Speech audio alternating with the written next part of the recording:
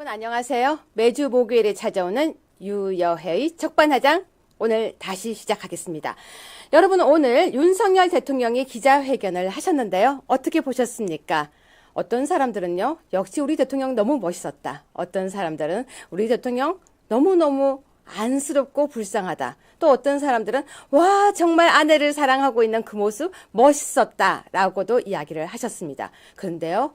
참 정말 욕하고 싶은 사람들은 어떤 이유로든 욕을 하고 있는데요. 오늘 저는 특별한 손님을 모셨습니다. 정준길 변호사님이신데요. 이분은요. 법무법인 해 대표 변호사님이시기도 하지만 대검 중수부 불법 대선 자금 수사팀에서 근무하시면서 윤석열 대통령과 함께 하셨던 분이십니다. 안녕하세요. 네, 반갑습니다. 우리 아시아투데이 처음 오셨죠? 네, 그렇습니다. 네, 시청자분들께 짧게 인사하고 오늘 우리가 다룰 것이 많으니까 본론으로 넘어가겠습니다. 예, 아토 시청자 여러분 반갑습니다. 기회가 되는 대로 자주 와서 여러분들과 인사했으면 좋겠습니다. 네, 시청자 여러분, 정준길 변호사님을 모시고 오늘 방송을 시작할 건데요. 많은 이벤트가 있습니다. 이따가 제가 댓글에서요. 여러분 댓글 남겨주세요 하시면은 그 댓글에서 사은품도 드릴 거고요. 더 나아가서 정준길 변호사님에게 제가 여러분에게 궁금한 것을 풀어드리는 시간을 가질 건데요. 아주 깜짝 놀랄만한 일들이 있으니까 기대하고 방송 끝까지 시청해 주시고요. 자, 오늘 담화는요.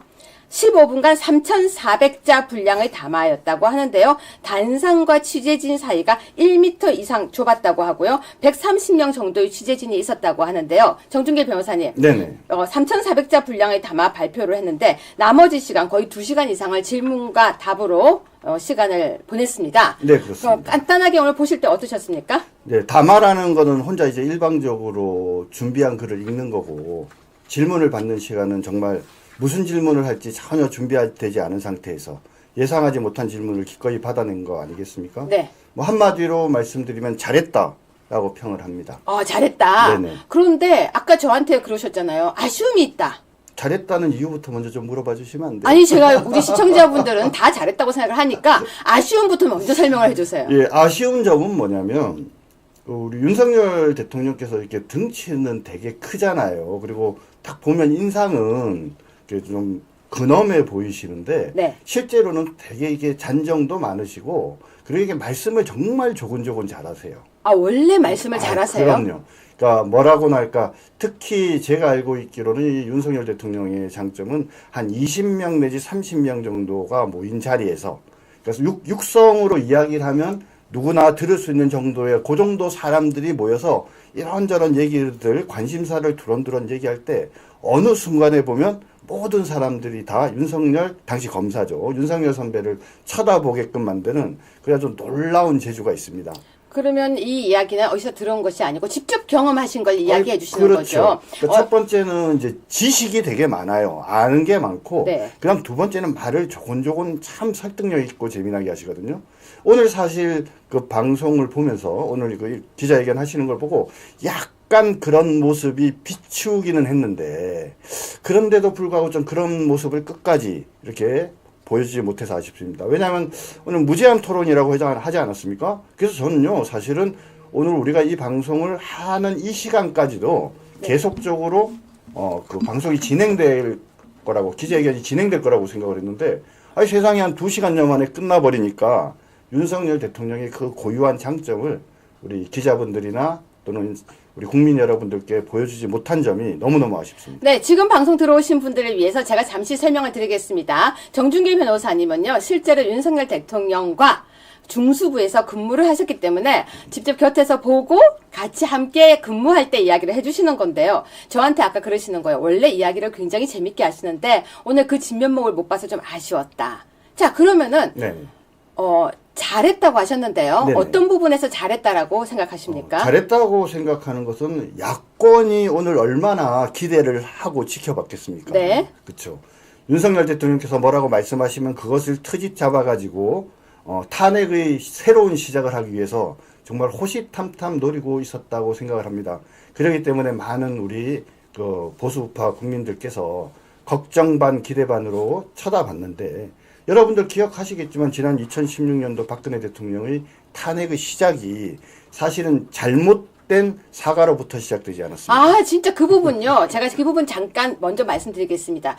시청자 여러분, 저는 사실은 오늘 되게 오마조마했어요. 왜냐면은 박근혜 대통령 탄핵 때 사과를 했더니 물고 뜯고 난리를 치면서 사과했으니까 잘못한 거라고 했었거든요. 그래서 오늘 대통령께서 기자회견을 하실 때 제 마음은 혹시라도 오늘 사과하면 또 물고 뜯으면 어떡할까 걱정을 했었는데요. 특히 제 마음은요. 오늘 90도 우리가 흔히 말하는 폴더 사과를 하실 때 마음이 너무 아픈 거예요. 꼭 이렇게까지 사과를 하게 만들까? 자, 정 변호사님. 네네. 그때 우리가 걱정을 했었는데요. 그렇죠. 오늘 사과하시는 모습과 이렇게 볼 때는요. 일단 저쪽 좌파들이요. 네. 약간 벙쩍어 했어요. 맞습니다. 저도 그렇게 생각합니다. 왜냐하면은 박근혜 대통령 당시의 사과는요. 엄밀하게 얘기하면은 사과할 게 없었습니다. 왜냐하면은 당시에 JTBC에서 방송한 속칭 말하는 그 태블릿 PC는 최선의 것이 또 아니었을 뿐만 아니라 거기는 수정 기능도 없기 때문에 그 태블릿 PC를 이용해서 드레스된 연설문을 고친 적이 없어요. 그렇기 때문에 구체적인 팩트로 들어가면 사실상 전부 다 거짓인데 뭐 몇 개의 그 기자회견문 또는 연설문을 고친 적이 있다는 이유로 그냥 인정을 하는 취지로 얘기했지 않습니까? 몇 번 어투를 고쳤다 이렇게 얘기를 하니까 그냥 그 사과 자체로 이건 JTBC에서 주장하는 의혹이 그냥 진실이 돼버린 거죠. 맞습니다. 그죠? 그 당시에 사과를 왜 했느냐라는 사람들이 많았었는데요. 네네. 박근혜 대통령께서는 정말로 국민들을 위해서 내가 정말 국민들이 마음을 아파하니까 국민들이 힘들어하니까 내가 사과를 해야 한다라는 그 마음으로 사과를 했었는데요. 그 사과로 여러분도 저도 마음 아픈 탄핵까지 갔던 것이 아닌가 싶습니다. 그런데요. 네네. 이 기사를 한번 보겠습니다. 윤석열 대통령은 네. 안에 억울함이 있지만 사과 좀 제대로 하라고 했다 이러는데요. 네네. 저는 그 기사를 보면서 어떤 생각이 들었냐면요. 예, 예. 윤석열 대통령께서 참 이렇게 아내의 말도 잘 듣고 아내를 사랑하는구나 그 생각이 들었습니다. 그런데요. 네네. 윤석열 대통령께서 이 말씀을 하셨습니다. 박근혜 대통령 시절에 사과할 때와 굉장히 다르게 아내에 대한 그 사랑과 그리고 아내가 시켜서 했다라고 했는데요. 네네. 제대로 했다고 했는데 오늘 들어가면 야단 안 맞을까요? 야단 맞을 일이 뭐가 있을까요? 제대로 사과했다고 할까요? 그냥 마음고생 많이 했다라고 다독거려 줄 것 같습니다. 왜냐하면은 네. 어떻게 보면은 지금 사과를 하라고 하는 주된 대상이 네. 사실은 김건희 우리 영부인이었지 않습니까? 그렇죠. 근데 사실은 그건 남편이신 대통령이기도 하지만 남편인 우리 윤석열 대통령이 대신 사과한 거잖아요. 네. 대신. 그래서 되게 마음이 많이 아팠을 것 같아요. 저도 그렇게 네. 생각합니다. 오늘 제가 방송을 하러 오기 전에 어떤 분이 저한테 그런 얘기를 하시더라고요. 김건희 여사 너무 불쌍하대요. 남편이 저걸 하고 있는 모습을 보면서 가슴이 찢어졌을 것 같다 이러는데 그런데 윤석열 대통령께서 오늘 이렇게 이야기를 하셨습니다. 주변 일로 걱정 염려 드려 죄송하다. 그 문장에 모든 게 담겨 있는 거 아닙니까? 예, 맞습니다. 그 문장 보시면서 어떤 생각 드셨습니까? 그러니까 사실 오늘 윤석열 대통령이 뭘 사과해야 되느냐, 구체적으로 뭘 사과해야 되느냐라고 물어보면 참 답답할 거예요. 뭐 아시겠지만 좌파들이 만들어 놓은 제기한 이런저런 의혹들이 숫자가 수백 개가 되지 않습니까? 근데 도대체 그 가운데 뭐를 사과를 하라고 하는 건지 또 뭐를 사과해야 되는지를 하나하나 따지면 사실은 참 어려운 거죠. 대통령께서 그 점을 정확하게 오늘 잘 말씀하신 것 같은데 그럼에도 불구하고 이유 여하를 막론하고 결국은 대통령과 영부인과 주변 사람들에 대해서 국민들이 이러쿵저러쿵 이야기들이 나오는 이 상황 자체를 만든 거에 대해서 대통령으로서 국민들께 죄송스럽게 생각하고 심려를 끼쳐서 죄송하다라고 말씀하신 거는 대통령으로서 보여줄 수 있는 아주 지극히 당연한 모습이기도 하지만 또 되게 따뜻한 그런 마음가짐을 보여주신 게 아닌가라고 생각이 듭니다. 그러면서 이렇게 말씀하셨습니다. 모든 것이 저의 불찰이다. 국민께 진심 어린 사과. 저는 이 말이 참 이렇게 와닿았어요. 네. 어쨌거나 내가 대통령이니까 모든 것이 내 잘못이 있고 국민에게 정말 진심 어린 사과를 한다라고 하셨는데요. 이 문장은 어떻게 보셨습니까? 그러니까 진심 어린 사과라고 하셨는데요. 자, 이 진심 어린 사과에 대한 이제 조롱이 엄청 많이 달려요. 근데 이런 질문을 드리고 싶어요. 그러니까 누가 진심 어린 사과인지를 판단하느냐의 문제인 것 같아요. 네. 그죠?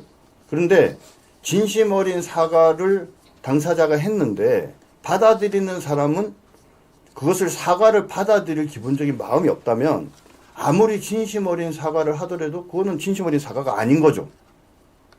무슨 말인지 이해되시죠? 저 이해되죠. 왜냐면요. 사과했을 때 사과 받는 사람도 사과에 대한 자세가 되어 있어야 되는데 네. 꼬투리 잡기 위하면 사과가 아니거든요. 그렇죠. 그런데 이런 말씀을 하셨습니다. 윤석열 대통령께서 인쇄 쇄신 절차 신중 기울이겠다. 적재적소 적임자 늘 고민하고 있다라고 하셨는데요. 네네. 저 여기에 이제 임기 반환점 돌고 있잖아요. 그렇죠. 이제 근데 2년만 됐죠. 보실 때는 이 문장에서 고민을 하고 계신 것이 느껴졌습니까? 원래 그 예전에 이제 우리 대통령과 제가 대검 중수부에서 함께 불법 대선 자금을 수사할 때 네. 그때 저희가 이제 술자리에서 한번 했던 얘기들이 있어요. 네. 저녁에 일을 마치고 우리는 어떤 얘기를 했냐면 제 기억에는 그 윤석열 대통령께서 우리 후배들한테 해준 얘기인 것 같은데 본인은 불법 대선 자금 수사의 멤버였던 것이 너무나도 자랑스럽다. 그래서 그 이유가 뭡니까? 라고 물어봤죠. 그랬더니 본인은 정치에 관심이 있는 것도 아니고 정치를 하는 사람도 아니고 또 우리 검찰이 어떤 특정한 정치 세력의 편이 돼서도 안 되지만 아무튼 요번에 불법 대선 자금 수사를 하면서 그죠? 당시에 그 한국당 그죠? 한국당 한나라당의 또 불법 정치 자금도 제대로 파헤치고 그리고 막 권력을 잡았던 노무현 대통령 주변에 사람들도 저희가 다 철저하게 쳐냈거든요. 대부분 아마 그 노무현 대통령의 최측근이라고 하는 사람들이 대부분 다 구속이 됐었습니다. 그래서 이제 무슨 얘기를 했냐면 야 세상에 창업도 어렵지만 수성도 더 어렵다 이 말씀을 하셨어요. 네. 창업도 어렵지만 수성도 어려운데 왜 수성이 어렵냐면 창업 공신들 때문이라고 한다. 그죠? 노무현이 대통령이 되는 과정에 빚진 사람들이 주변에 많이 있는데 이 사람들이 옆에 있기 때문에 제대로 된 인재를 데려다 쓸 수 없는 거라고 한다. 그런데 요번에 우리가 정치적인 의도를 갖고 수사한 건 아니지만 그런 사람들을 모두 다 쓸어줬으니 이제 노무현이 대통령으로서 나중에 이제 그 탄핵 지나고 나서 이제 천하의 인재를 모아서 정말 국민들을 위해서 좋은 정치를 할 수 있는 그런 어떤 여건과 상황을 만들었기 때문에 우리가 참 보람 있는 일을 했다. 이제 이런 이야기를 하셨었어요.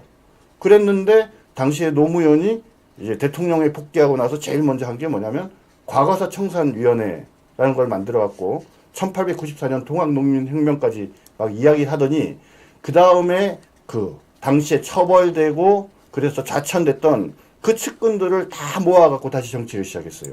그러면서 하는 말이 어려운 상황, 위험한 상황에 처해 보니까 그래도 가까운 측근밖에 없더라라고 해서 당시에 몹시 실망하셨던 그 모습이 기억이 납니다. 네, 윤석열 대통령께서 기자회견을 오늘 거의 2시간 반 이상 하셨는데요.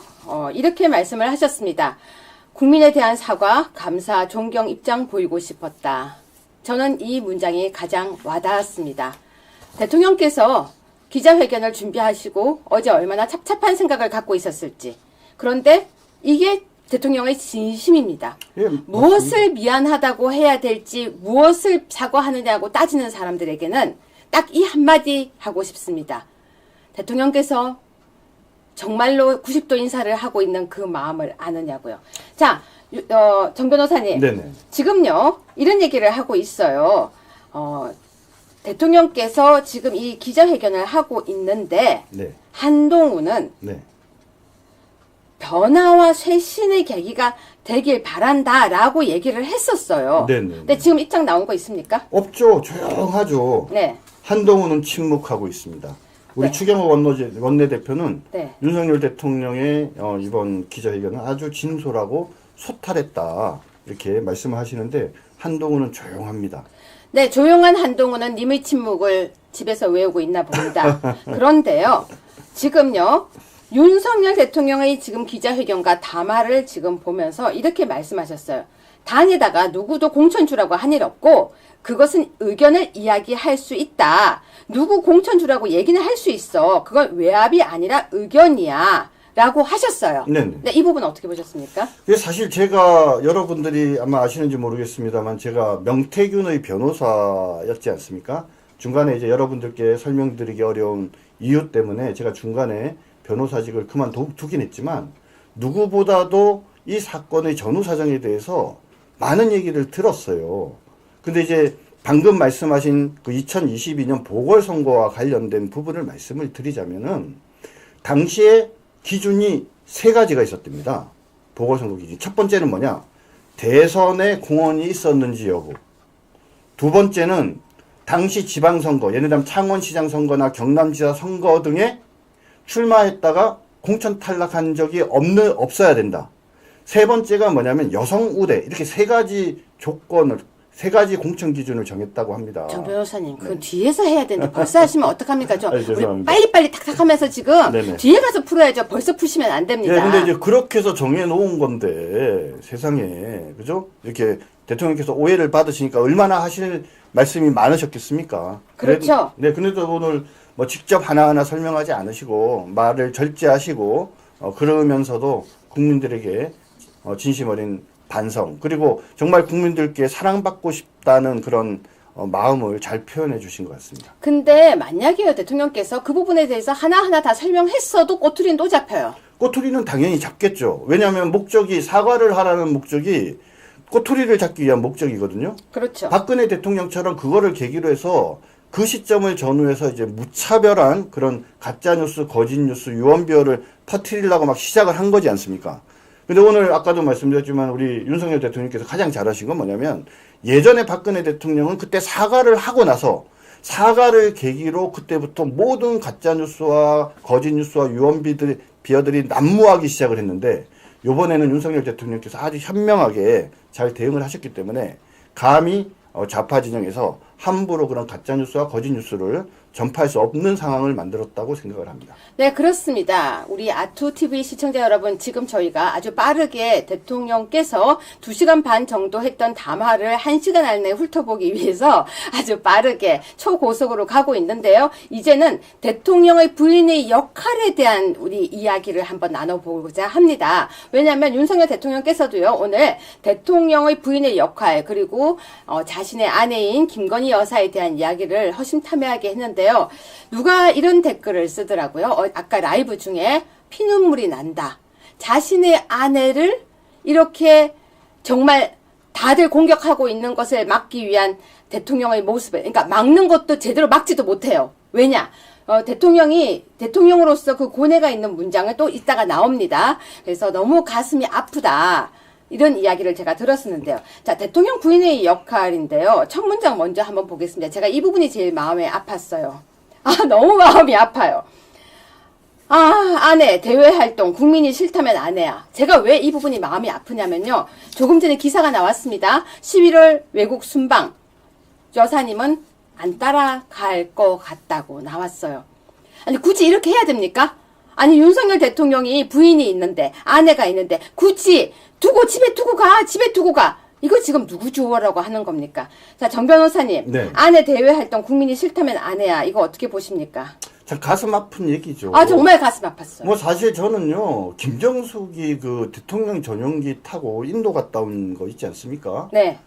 그러니까 우리 우파 국민들이, 보수 우파 국민들이 혀를 끌끌 차면서도 그냥 적당히 문제 제기하지 않습니까? 근데 김정숙에 비해서 김건희 여사가 보여준 모습은 한 반에 반도 저는 안 된다고 생각이 들어요. 그런데 이쪽에서 비방하거나 비판하는 강도가 배에 이렇게 되다 보니까 비교가 안 되는 일을 했는데도 불구하고 김정숙은 결론적으로 쉽게 넘어가고 김건희 여사는 도대체 왜 영부인으로서 퍼스트 레이디로서 외국 순방까지 따라가면 안 되는 이런 말도 안 되는 상황에 처하는지 정말 가슴이 우리 아픕니다. PD님 혹시 준비되면요. 김정숙 여사 그 샤넬 옷 반납 안 했다라는 오늘 기사 하나 떴거든요. 제가 근데 지금 그걸 깜빡하고 마지막에 생기지 못했습니다. 혹시 검색되시면 뒤에 좀 보여주세요. 조금 전에 제가 기사 하나를 봤는데요. 김정숙 여사 그 샤넬 옷 되게 문제가 많이 되고 그 있는데. 샤넬 옷 선물 받은 거는 국가 재산이거든요. 근데 국가 재산인데 국가에서 관리하지 않고 개인적으로 가져갔다면 그거 범죄 행위예요. 그리고 그뿐이 아니라 그 당시 혹시 기억나세요? 인도인지 어디서 선물 받았던 옷 개조한 거 기억나세요? 블라우스를 받는 기억나죠. 거요. 네네. 그리고 혼자서 거기 어디야 타지마할에도 간 적이 있었고요. 그뿐이 아니라 정말 이상한 우리가 정말 점잖아서 비방을 안 했지 많았어요. 그것도 하나하나 우리가 비방을 하려고 하면은 할 것이 굉장히 많았었는데도 기억나시죠? 프라하에서 우리 남편 어디 갔어요? 그리고 뛰어다니면서 그 모든 걸 우리가 다 잡아서 이야기를 하려고 하려면은 할 것이 정말 한 소쿠리였어요. 그럼에도 불구하고 우리는 그냥 놔뒀어요. 왜? 대통령이 아니고 부인이니까. 그냥, 그래, 그럴 수 있다고 해라. 그럴 수 있다고 해라. 라고 했었는데, 지금 이게 뭡니까? 김건희 여사만 흔드는데요. 자, 정 변호사님. 네. 윤석열 대통령께서 대통령 부인 조언은 국정농단이 아니다라고 얘기하셨습니다. 네, 그렇습니다. 지금 국정농단이 도대체 뭔가요, 여러분? 어느 정도 되면은 국정농단이라고 생각하십니까? 그죠? 사람들이 최순실의 경우에 국정농단 해서 뭐 특검까지 받아서 최순실이 국정농단이라고 생각을 하는데요. 이렇게 붙잡고 한번 물어보세요. 아니면 시청자 여러분들이 대답을 해보십시오. 어떤 국정농단을 했나요? 근데 그 단어가 되게 기분 나빠요. 그렇죠. 근데 이거 좌파들의 이제 특징이 뭐냐면 이 말을 가지고 단어를 가지고 사실은 문제를 삼는 거죠. 그러니까 뭐가 국정농단이라는 실체는 없는데 국정농단이라는 말을 가지고 그렇죠. 실제로 어떻게 보면 최순실과 비교를 해보면 옛날 DJ 시절에 그 대통령 아들 3명이 해먹은 거는 비교도 안 돼요. 근데 정 변호사님 국정농단이라는 것도 그렇지만요. 그거 뭐죠? 그때 무슨 다 같이 같은 경제적 공동체 그 단어도 까먹었다. 경제적 공동체라는 그 희한한 단어로. 아니, 그러니까 저는 이제 법조인이니까 제일 이해가 안 되는 게 뭐냔 말이에요. 경제적 공동체 누가 만들어낸 거예요? 그 지금 저 청탁금지법으로 형사처벌 받았던 박영수 특검에서 만들어낸 얘기 아닙니까? 언론에서 온갖 떠들었어요. 그런데 재판 들어가자마자 판사한테 한 방에 날라갔어요. 야, 경제적 공동체 그래 말도 안 되는 소리 하지 마라 그래가지고 실제로 나중에 그 재판 과정에서 판결문을 보면 경제적 공동체 얘기가 없어요. 그러니까 판사가 야 그럼 말도 안 되는 논리 또 얘기하지 마라고 해서 바로 꼬랑지를 내렸거든요. 근데 그 말이 주는 강렬함이 너무 크다 보니까 맞습니다. 지금도 많은 국민들은 당시에 대통령께서 무슨 경제적 공동체라는 이유로 처벌을 받은 거로 그냥 그렇게 막연하게 생각을 해요. 마치 37층에 롯데 37층에서 미래를 해가지고 해서는 안 될 짓을 한 것으로 여전히 오해하고 있는 많은 국민들이 그게 있는 식당 것처럼. 아니에요? 37층에 식당 있죠. 자, 정 변호사님, 근데요, 제가 말 나온 김에, 예. 문재인의 옛날 차를 다혜에게 줘서 다혜가 그 차로 사고 냈잖아요? 네, 그렇죠. 이게 경제적 공동체 아니에요? 보통 경제적 공동체라고 하면은 네. 자, 부부 경제적 공동체죠. 네. 그건 그러니까 맞아요. 조국이랑 조국 마누라는 확실히 경제적 공동체 맞아요. 그 다음에 자식이 같이 살면 경제적 공동체죠. 그죠? 그쵸. 다혜는 예전에 한때 그죠? 문재인 부부랑 같이 살았잖아요. 청와대에. 들어갔죠? 그러니까 경제적 공동체죠. 이게 더 그러니까. 문제 아니에요? 그렇죠. 결혼한 딸이 들어와서 사는 게 더 문제 아니에요? 그러니까 지금 현재 뭐 검찰에서 조사하고 있는 내용에 그게 이제 경제적 공동체라는 개념이 거기는 그래도 한번 투영해 볼 수 있는 게 왜냐하면 가족으로서 같이 살았기 때문에 그런 거죠. 자, 시청자 여러분, 여러분은 대통령 부인의 조언이 국정농단이라고 생각하십니까? 이 말도 안 되는 국정농단. 댓글에 한번 남겨봐 주세요. 대통령 부인이 대통령에게 충분히 말할 수 있죠. 근데 오늘 대통령께서는 이런 예를 들었습니다. 옆에 참모들에게 너무 화를 내지 마라. 그게 농단입니까? 여러분 댓글 남겨주세요. 아니, 대통령 부인의 조언이 국정농단이라면요. 우리 유경수 여사가 국정농단 하셨다는 얘기랑 똑같아요. 유경수 여사께서 최초의 국정농단 당사자인가요? 국정농단 한 정도가 아니죠. 왜냐하면 청와대 내에 야당 역할을 했지 않습니까? 아니 영부인이 무슨 정치적인 역할을 해요. 국정농단 아닙니까 여러분? 근데 이렇게 얘기하면 여러분들 웃으실 거 아니에요. 근데 정 변호사님, 예. 대통령에게 이렇게 직언할 수 있는 사람이 원래 영부인 자리 아니에요? 사실은 영부인만큼 편하게, 그쵸? 사심 없이, 그리고 내가 이런 말 하면은 혹시 어떤 반응을 할까라는 고민하지 않고, 정말 사랑의 마음을 전제로 해서 애정을 가지고, 해줄 얘기를 할 수 있는 사람은 부인 말고 누가 있겠습니까? 그죠? 근데, 시청자 여러분, 저는 이렇게 생각합니다. 윤석열 대통령에게 정확하게 사실을 이야기할 수 있는 것은 농단이 아니라 어떻게 보면은 직언이고요. 더 중요한 거는 대통령에게 이렇게 중요한 이야기를 할 수 있는 건 부인밖에 없어요. 이건 국정농단이 아닙니다. 그렇다면 윤석열 대통령께서 하셨던 대통령 부인 조언은 국정농단이 아니다. 유경수 여사도 청와대 야당 노릇을 했고 대통령 아내로서 조언을 국정농단화했다. 한 거다! 라고 말씀하시는데 저는 여기에 정말 100표 드리겠습니다. 자, 그런데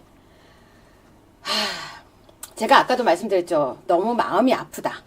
네, 여기 또 나옵니다. 날 타겟으로 아내를 악마화했다. 그러나 국민들에게 걱정 끼친 건 잘못했다. 저는요, 여러분, 윤석열 대통령을 흔들기 위해서 김건희 여사를 흔든다고 생각합니다. 특히 아주 고약한 습관이 있어요. 옆에 약한 고를 흔들고 막 하면은 다른 데도 흔들릴 거라고 생각하는 아주 나쁜 습성인데요. 박근혜 대통령 때도 마찬가지였습니다. 근데 이번에도요, 김건희 여사를 악마화한다, 제처를 악마화한다라고 하는데요. 윤석열 대통령이 국정농단이 이것이라면 국어사전 다시 정리하라고 했습니다. 이 부분 설명 좀 해주세요. 예, 맞습니다. 아까도 말씀드렸지만 대통령 부인이라는 자리가 어떤 헌법이나 법률에 어떤 뭐 지위와 권한이 있지는 않아요.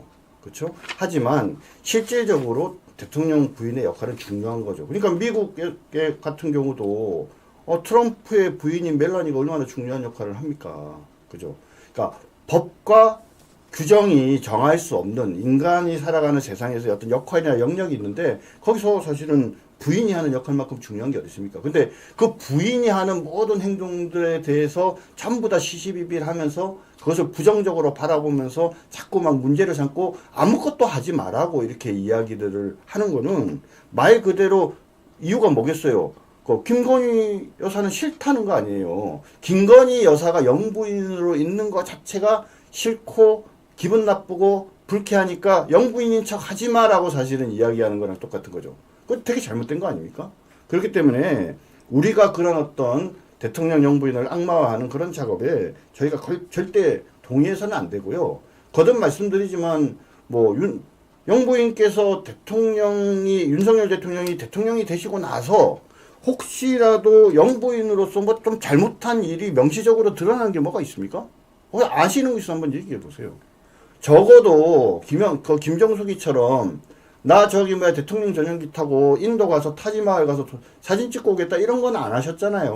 지금 방금 댓글 하나에 눈에 딱 보이는 댓글이 있었습니다. 말춤도 안 췄다고요. 맞습니다. 그렇죠. 저는 그때 정말 그 말춤은 못 잊을 것 같습니다. 네. 자, 시청자 여러분들과 함께 지금 벌써 한 30분 되면서 많은 담화 내용을 보고 있는데요. 제가 제일 마음 아팠던 부분입니다. 제가 왜 이 부분이 마음이 아팠냐면요. 갑자기 제가 와이프 입장이 돼본 거예요. 내 남편이 대선을 하고 있는데, 내 남편이 선거를 하고 있는데, 그 남편의 핸드폰에 사람들이 격려 문자가 오니까 그걸 답을 안 하면 서운해 할까봐 남편은 잠이 들었지만 남편 핸드폰을 들고 옆에서 앉아서 정말 쭈그리고 앉아서 밤새 남편 핸드폰에 댓글을 달고 있는 김건희 여사의 모습을 생각했더니요. 제가 갑자기 이렇게 울컥하는 거예요. 왜냐면 나라도 그럴 것 같아. 그냥 감사합니다. 대답은 분명히 감사합니다밖에 없었을 거라고 생각을 해요. 감사합니다. 자, 여러분. 남편의 핸드폰을 들고 날밤을 새서 답을 단 김건희 여사. 입당 후 문자 쏟아져서 아내가 잠 안 자고 답을 다 해줬다. 어떻게 생각하십니까? 지금 명태균 씨가 제가 변호사 시절에 명태균 씨가 우리 김건희 여사에 대해서 한마디 했죠. 김건희 여사는 참 마음이 따뜻한 분입니다. 이런 표현을 썼어요. 그죠? 저는 이제 직접 김건희 여사와 이게 가까이서 접촉할 수 있는 기회가 없어서 진짜 마음이 따뜻한 분인지 어떤 분인지 모르는데 명태균 씨는 딱 한마디로 우리 김건희 여사를 그렇게 설명하더라고요. 마음이 참 따뜻하신 분입니다. 그런데 오늘 윤석열 대통령께서 이 지금 핸드폰에 그 메시지 새벽 일찍 일어나서 새벽까지 그렇죠. 메시지를 하나하나 이렇게 다 하는 그 영부인의 모습을 이야기하는데 저는 너무나도 자연스럽게 그 명태균 씨가 얘기했던 영부인의 따스한 모습이 이런 게 아닌가라는 생각이 들었습니다. 맞습니다. 여러분들 저와 같은 마음으로 눈물이 났다. 마음이 울컥했다. 그러는데 지금 제가 이 설명하면서도 제 목소리가 떨려요. 왜냐면 다시 생각해도 이 부분은 제가 울컥합니다. 남편이 잠들고 있는데 낮에 계속해서 밤에 문자를 넣는데 제가 왜 여기서 더 울컥했는지 설명해 드릴까요? 바로 그 당시에도 김건희 여사는 공격의 대상이었습니다. 그래서 선거 때 못 돌아다녔어요. 못 돌아다니니까 낮에는 잠을 자다도 밤에는 핸드폰을 들고 남편을 돕고 싶었던 거죠. 자, 그렇게 남편을 돕고 싶었는데 선거운동 때 잠든 사이에 아내가 휴대전화로 문자 대신 답변했다.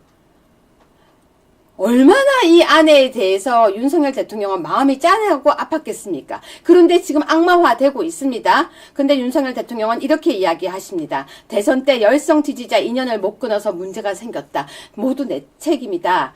취임 후 아내와 함께 휴대폰을 바꿨어야 되는데 지금도 문자.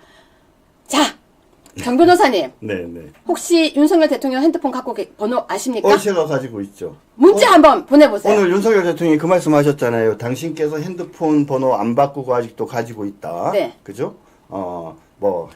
울라불라 해서. 자, 제가요. 번호를 바꿨어야 되는데 못 바꿨다고 핸드폰 번호 노출 안 하셨습니다. 되게 핸드폰을 잘 들고 아이, 찍으세요. 그럼요. 네, 지금 정 변호사님께 윤석열 대통령께 문자 한 통 보내달라고 제가 요청드리겠습니다. 예, 뭐라고 자, 준비되셨습니까? 보낼까요? 예, 준비됐습니다. 안녕하세요, 대통령님. 제가 안녕하세요 하면 이상하게 생각할 텐데요. 안녕하세요, 대통령님. 아니, 오늘은 공식적으로 해주세요. 예. 네. 오늘 담화 고생하셨습니다. 오늘 담화 고생하셨습니다. 네. 아투TV 시청자 모두 잠깐만요. 아투TV 시청자 네, TV. 모두는 시청자 모두는 당신을 응원합니다. 대통령님을이라고 할게요. 네, 대통령님을 응원합니다. 여러분, 시청자 여러분, 지금 정준기 변호사님께서 윤석열 대통령께서 핸드폰을 안 바꿨다고 하셨기 때문에 지금 저희들 모두의 마음으로 문자를 보내겠습니다. 답장이 올지 안 올지는 방송 끝날 때까지 모르겠지만 아마 언젠가는 보실 거라고 생각하고 저희가 지금 이렇게 문자를 보내겠습니다. 혹시 시청자 여러분 아니요, 단장님 지금 아니에요. 한마디 더 아닙니다. 여기서 끊고 바로 여기서 넘어가요. 끊을까요? 예. 바로 보내주세요. 보내는 사람은 누구로 할까요? 정준길. 제 번호 아시니까 정준길로 적어주세요. 네. 바로 넘어가야 돼요. 저희 지금. 안녕하세요, 대통령님. 오늘 담화 고생하셨습니다. 아투TV 시청자 모두는 대통령님을 응원드립니다. 정준길 드림. 예, 이렇게 해서 보냈습니다. 네, 시청자 여러분, 네. 여러분 모두의 마음을 담아서 문자를 보냈습니다. 지금 그럼 네. 계속 이어서 하겠습니다. 취임 후 아내와 함께 휴대폰을 바꿨어야 되는데 못 바꿨다고 했어요. 어떻게 생각하십니까? 정이 많으시네요. 그렇죠. 그러니까 좀 한동훈 대표도 마찬가지고 윤석열 대통령도 그렇고 좀 검사 출신들도 그렇고 공무원들이요 이렇게 자기 전화번호 잘 못 바꿔요. 그리고 여러분들도 마찬가지인 게 핸드폰에 그 전화번호들이 있지 않습니까? 네. 그렇죠. 그러니까 이거를 갑자기 하루 아침에 바꿀 수가 없어요. 그래서 바꾸더라도 번호를 안내할 수밖에 없지 않습니까? 그죠?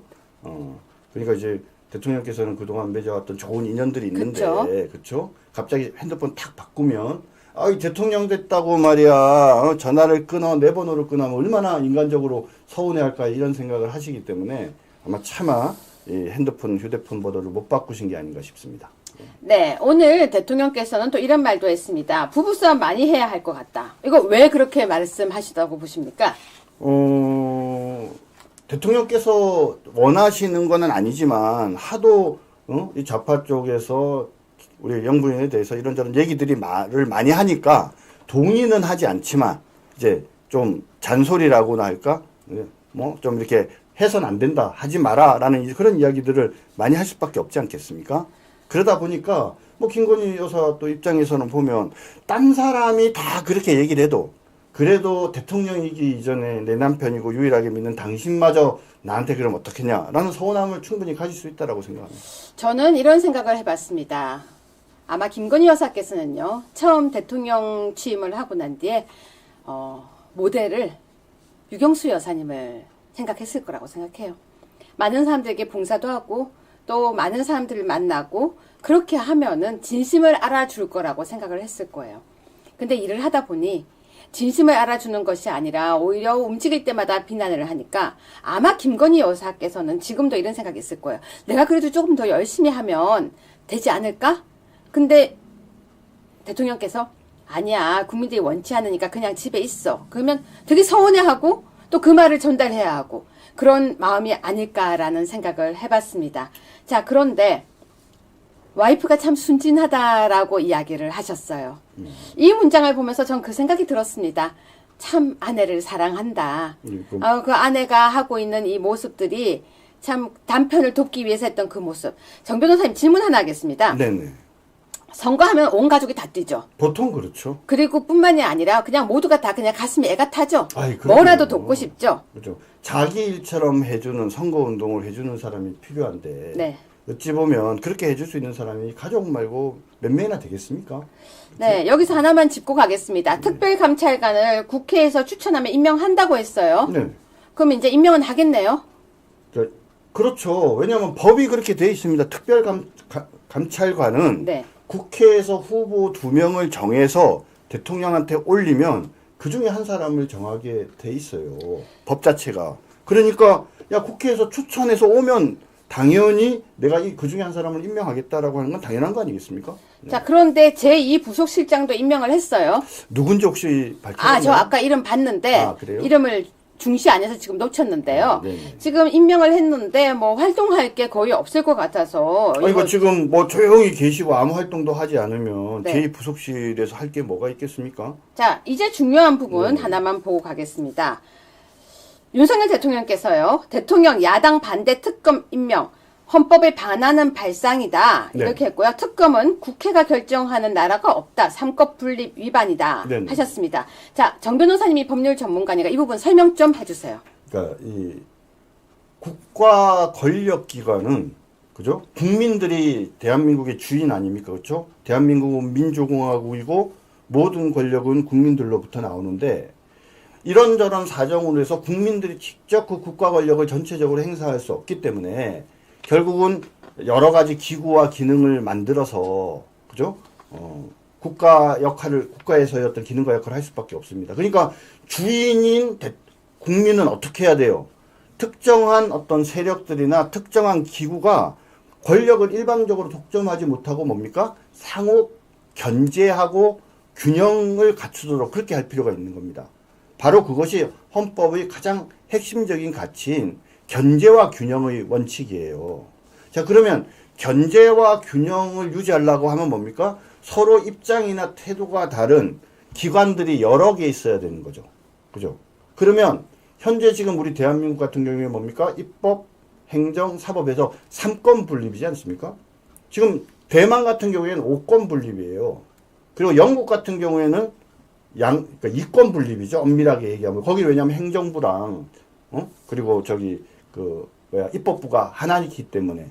그런 측면에서 권력이 2개냐, 3개냐, 5개냐, 이렇게 여러 가지가 있지만, 기본적인 것은 뭡니까? 권력을 분리해서, 나누어서 서로 견제, 체크 앤 밸런스를 하는 것이 국민들의 권익과 기본권을 지키고 국가 발전에 도움이 된다라는 것이 기본적인 3권 분립의 이 정신입니다. 그러니까 견제와 균형을 하기 위해서 권한을 분산해야 되는데 몇 개로 나눌 건가는 뭐 나라마다 다르지만 대한민국 경우에는 그래서 입법, 사법, 행정으로 나눈 거죠. 자, 그러면 지금 윤 대통령이 오늘 말씀하신 게 다 특검이 있어요. 특검은 뭐죠? 특별 검사잖아요. 그죠? 그럼 특별 검사는 어디에 속하죠? 자, 행정부에 속하죠. 검찰이 행정부, 법무부 산하에 있듯이 행정부에 속한다고 볼 수 있지만 또 연원적으로 보면 준사법기관이라고도 해요. 그렇기 때문에 다른 나라의 경우에는 사법부에 속하는 경우도 있어요. 하지만 이 검찰이라는 기능을 가진 조직이요. 국회 산하에 있는 나라는 민주주의 국가 중에 아무도 없어요. 그러니까 첫 번째 결론이 뭐냐? 자, 국회가 특검에 대해서 어떤 권한을 갖는 것은 적절하지 않다는 거예요. 왜? 상권 분립에 위반되기 때문에. 자, 그러면 국회가 특검에 대해서 권한을 갖는 것은 무엇을 의미합니까? 국회의 입맛에 맞게 특검이 수사를 하도록 감 나와라, 배 나와라, 동으로 가라, 서로 가라, 그죠? 수사해라, 이건 수사하지 마라.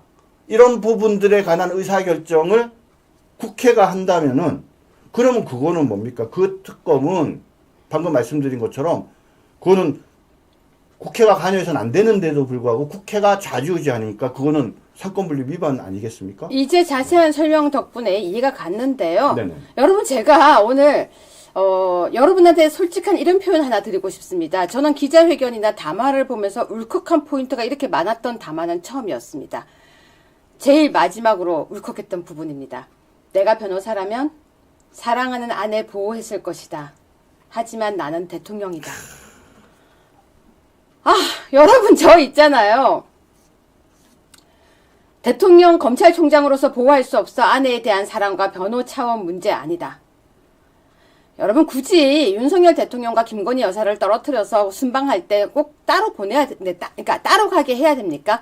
꼭 그렇게 안 가게 해야 됩니까? 그것이 정말 여러분들이 국민들이 원하는 그게 정의입니까? 왜 우리는 대통령과 영부인이 있는데 한쪽에서 계속 영부인을 공격하니까 우리가 그 한보 양보해서 영부인이 안 따라가야 되죠? 사실 그게 웃긴 거 아닙니까? 왜 있잖아요. 외국에 나가서 의전을 받아야 되는데 영부인이 없는 모습을 보여야 됩니까? 저는 거기에 대해서 왜 아무도 나서지 않는지가 너무 화가 납니다.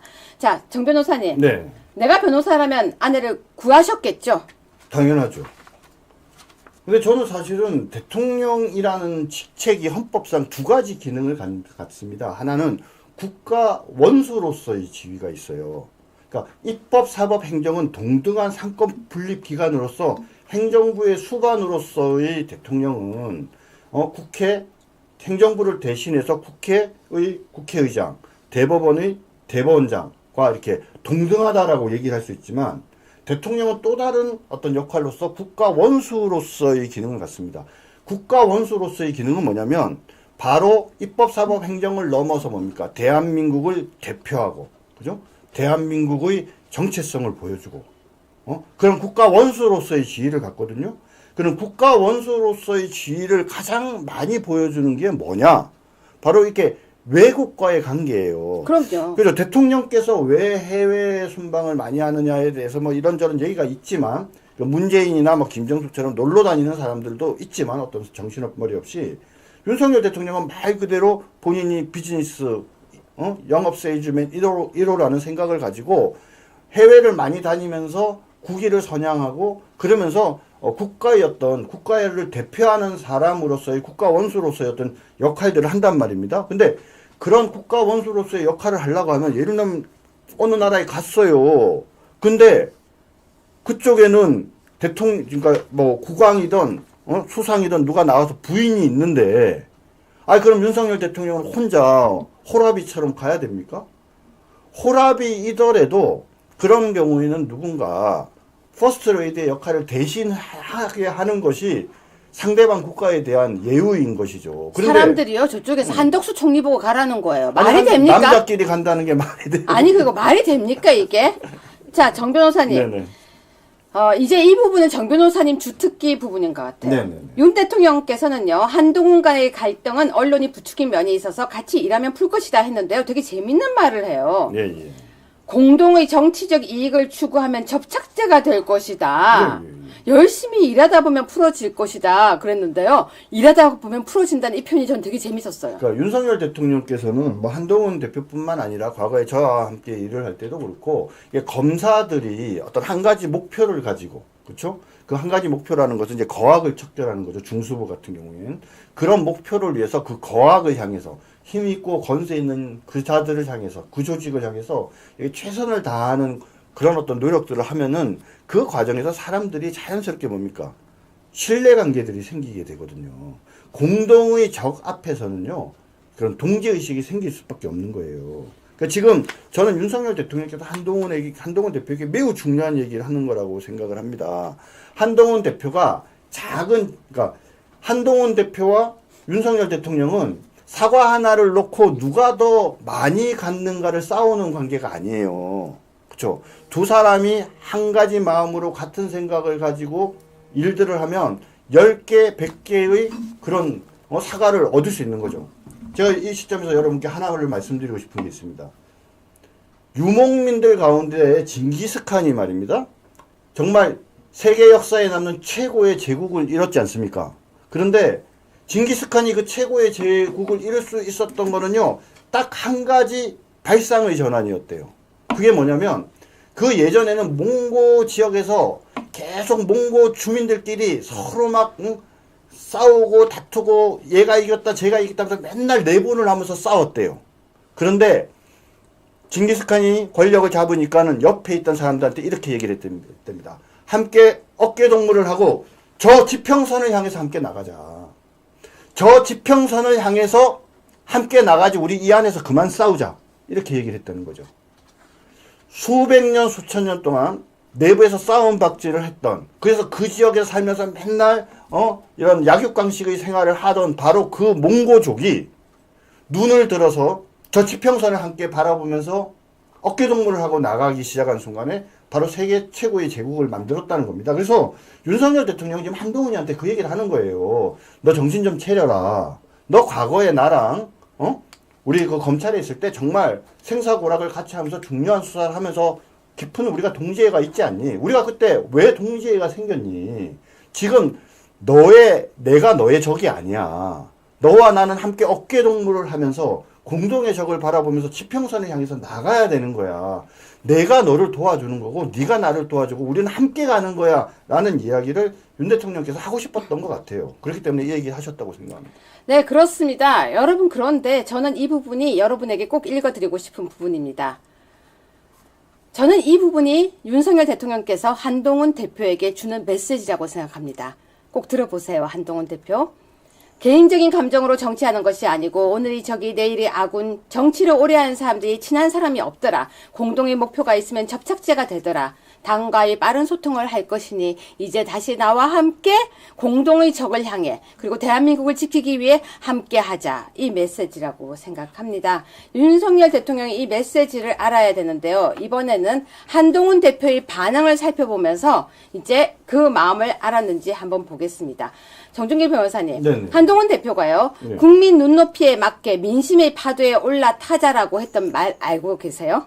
민심의 파도라는 표현은요. 사실은 유채고랑 제가 제일 먼저 썼던 표현 아닙니까? 맞습니다. 전당대회 때 네. 민심의 파도 위에 올라서면 당선될 수 있다라고 네. 우리가 제일 먼저 했던 얘기인데 한동훈 대표가 어디서 들은 것 같아요.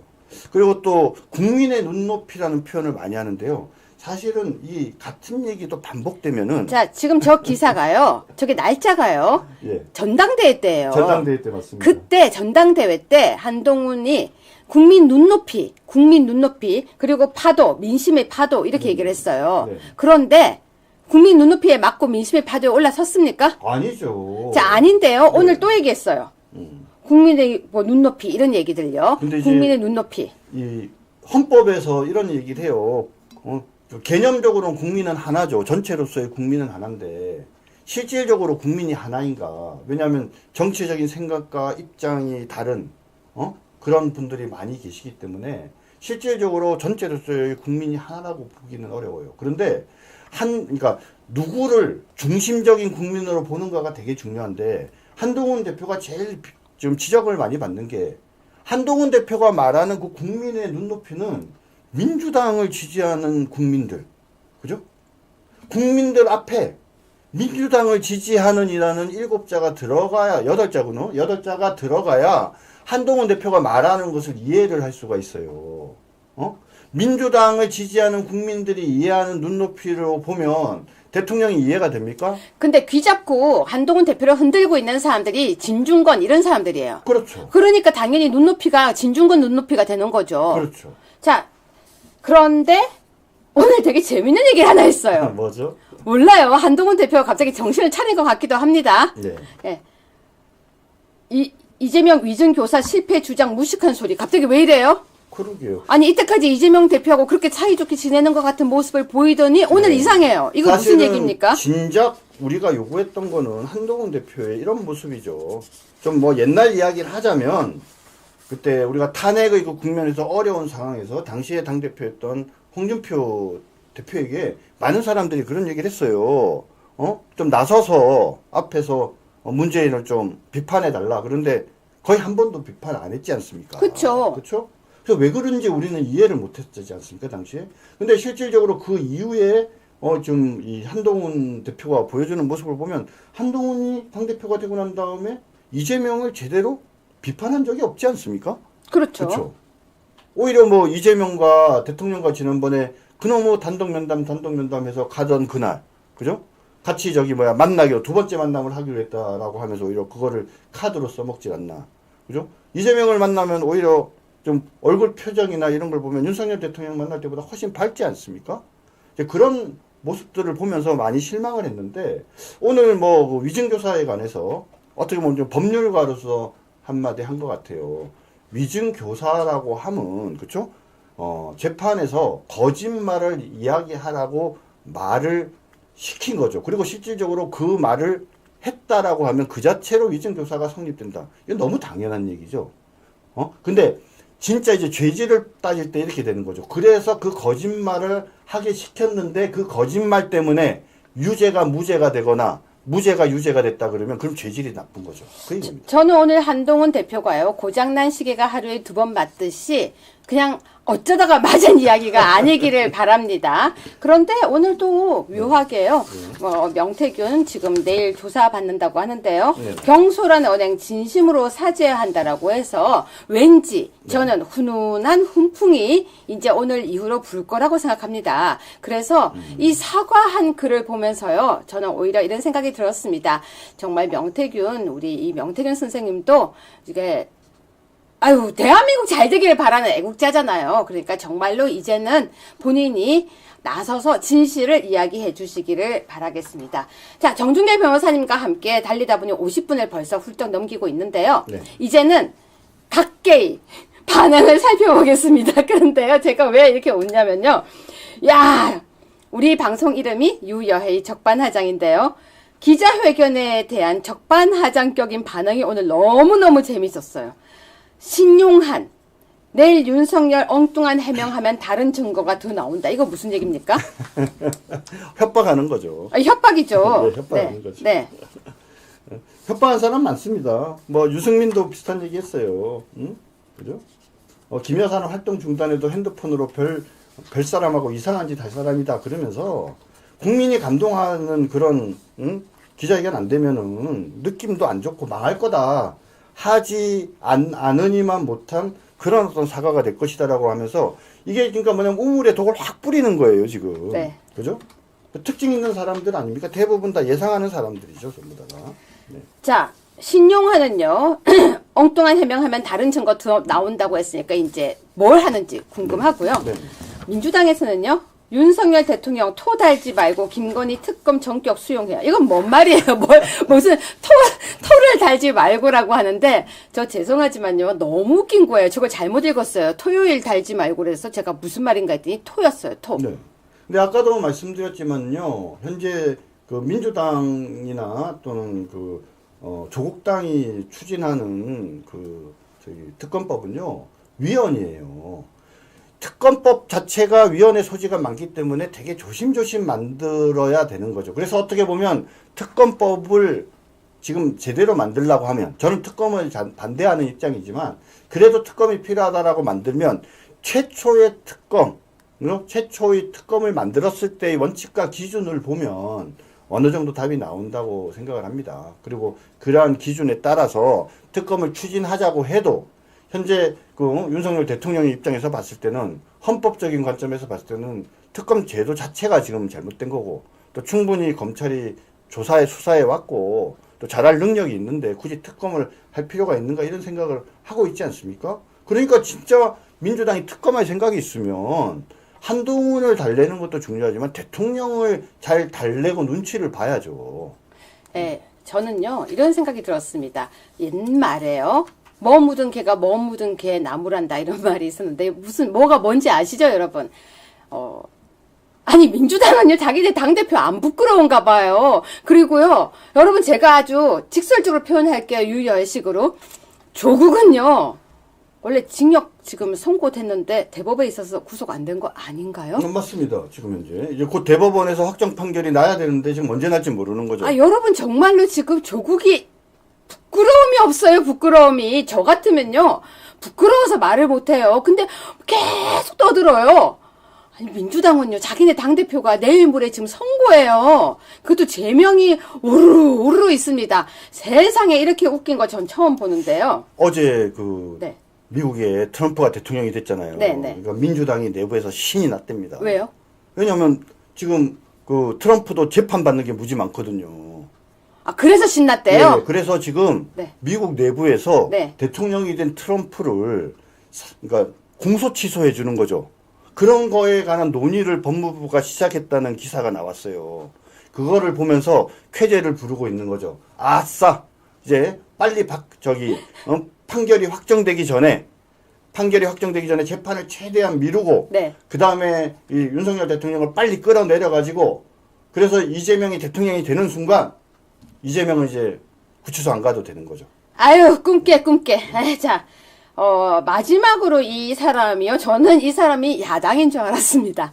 여러분, 이 사람이 야당인지 여당인지 여러분이 구분 좀 해주시겠습니까?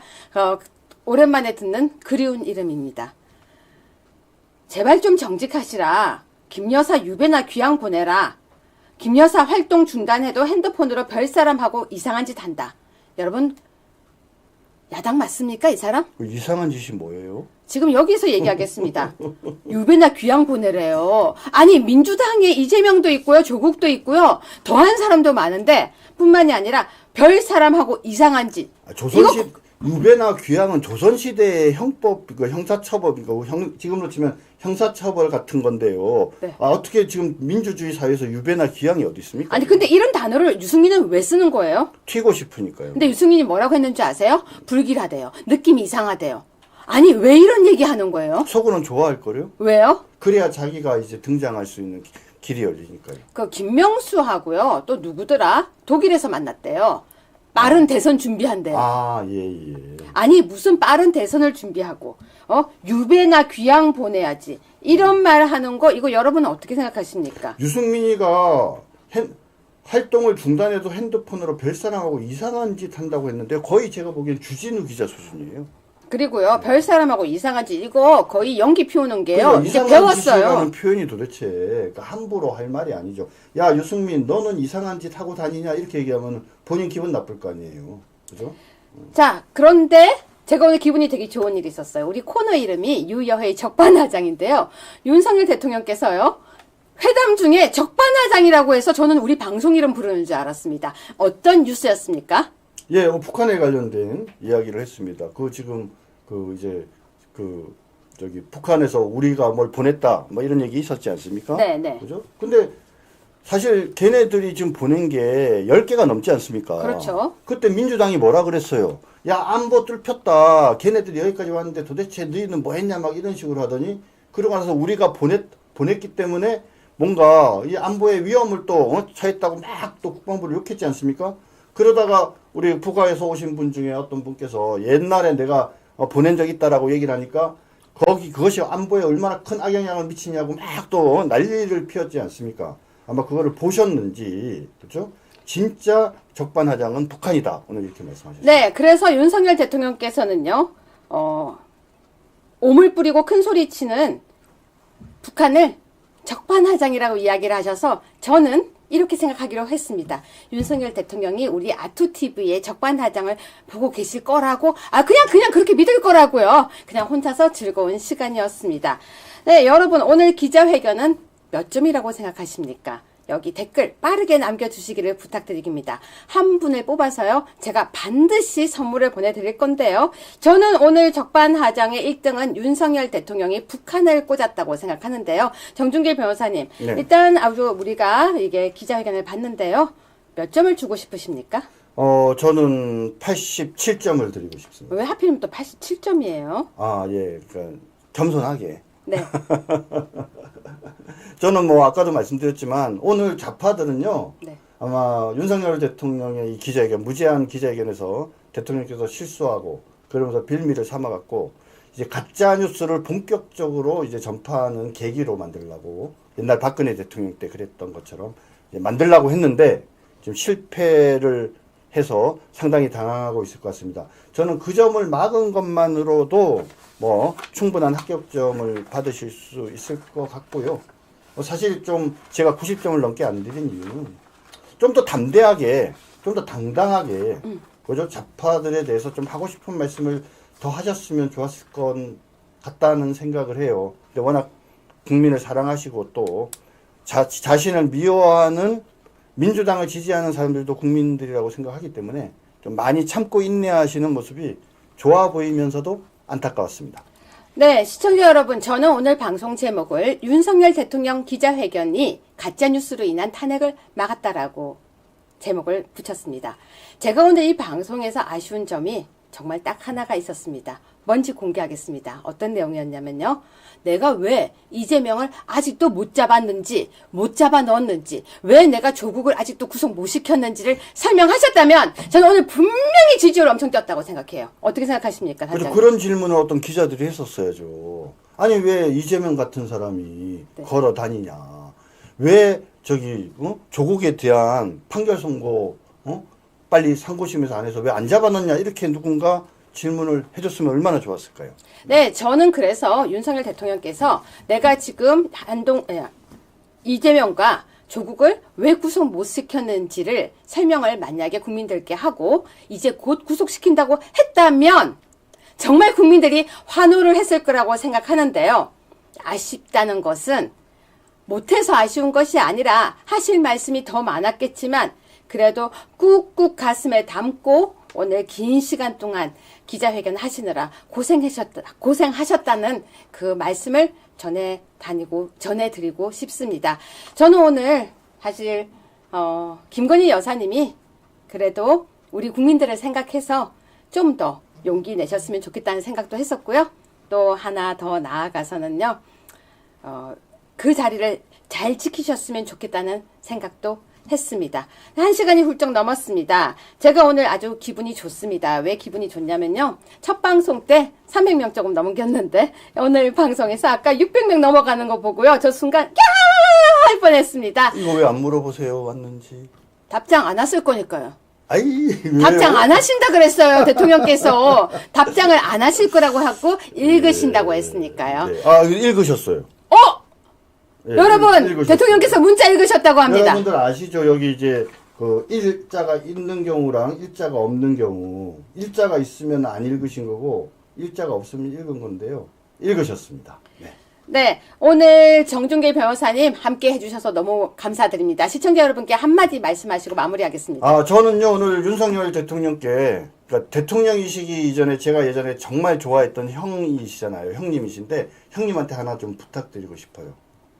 아무 말씀도 하지 마시고, 오늘, 우리 영부인을 만나면 꼭 안아주시면서, 수고 많아, 사랑해, 이렇게, 그죠? 따뜻하게 위로해 주셨으면 좋겠습니다. 네, 오늘 너무 감사드리고요. 저는 지금 마무리 멘트 하겠습니다. 정준길 변호사님 너무 감사드립니다. 네, 시청자 여러분, 아투TV 구독 꼭 많이 눌러주세요. 왜냐면 구독이 저를 힘나게 하고 구독이 사랑입니다. 그리고 또 하나 더 오늘 윤석열 대통령께서 하신 거에 대해서 우리 모두 마음 모아서 기도와 응원을 보냈으면 좋겠습니다. 다음 주에는요. 1000명을 한번 넘겨보고 싶습니다. 그래야지 저도 등실 어깨가 춤을 추면서 신나게 방송을 하지 않겠습니까? 오늘 제가 선물을요. 박경려님을 드리고 싶어요. 박경려님, 우리 혹시 여기 아투TV 담당자님께 선물 드릴 수 있는 전화번호를 남겨주시면요. 제가 사무실로 돌아가서 저희 직원을 통해서 선물을 집으로 직접 보내드리겠습니다. 박경려님 꼭 연락처 남겨주시기를 부탁드리겠습니다. 스패너로 매시간 고생하시는 거 항상 보고 있습니다. 시청자 여러분, 오늘 방송 어떠셨습니까? 더 재밌고 더 신나고 그러면서도 정론과 가짜뉴스를 척결하는 방송을 위해서 유여의 적반하장은 매주 목요일 5시에 다시 돌아오겠습니다. 다음 주 목요일 5시에는요. 사실 제가 정준길 변호사님께 부탁을 하나 드렸었어요. 과거 박근혜 대통령 때 가짜뉴스로 탄핵됐던 그 과정과 가짜뉴스, 지금 현재 윤석열 대통령의 가짜뉴스를 분석해 드리려고 합니다. 다음 주 꼭 방송에 오실 거죠? 여러분, 정준길 변호사님 감사합니다. 시청자 여러분. 출연료 주시나요? 나가다가 밥 사드릴게요. 여러분 감사합니다.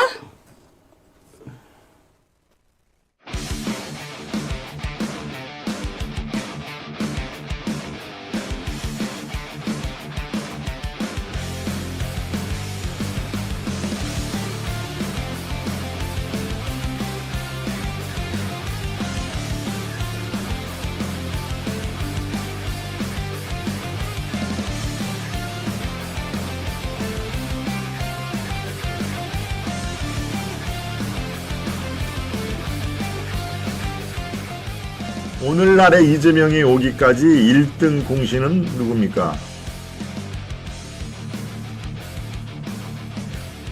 통합진보당이 생겨나서 그 다음 2012년도에 하는 거 보니까 민주노동당하고 하는 짓이 똑같아요. 똑같죠.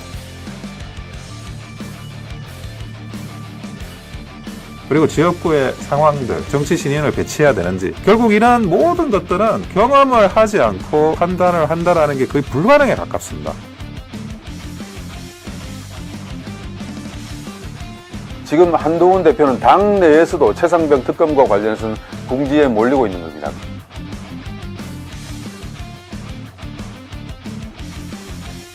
깡패, 살인마, 김성주에 대한 실체를 까발렸고요.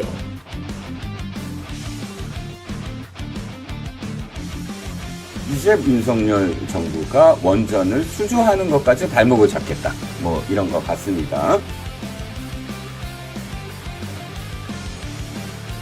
그렇게 하다가 보수가 완전히 공멸하고 괴멸적으로 타격을 입는 것 아닙니까? 지금 이 상황도 아닌 건 아니라고 해야 되는데 김정은은 이런 것들을 가장 잘 이용해 왔습니다. 네. 김씨 족속이 그랬죠. 그렇죠.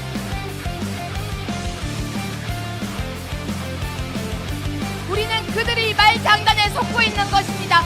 여러분 옆에 있는 동지를 쳐다보십시오. 우리는 개멸되지 않았습니다.